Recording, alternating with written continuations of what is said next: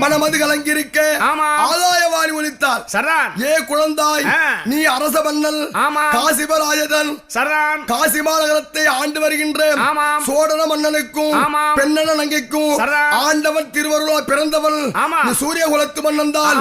குதிரை மேலில் சவாரி செய்யலாம் என்று ஆதாயவாணி ஒலித்தால். ஆகாயவாணி ஒலித்தார் பாலகனுக்கு, பாலகன் வீரனுக்கு.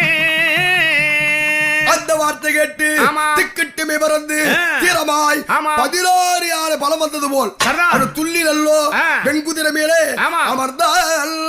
துள்ளி நல்ல பெண் குதிரை மேல் அமர்ந்தான் வீரனவன் வீரனவன் வீரனவன். அந்த வெள்ள குதிரை மேலே தான் அமர்ந்து அவன் துள்ளி துள்ளி துள்ளி துள்ளி ஆடி வந்தான்.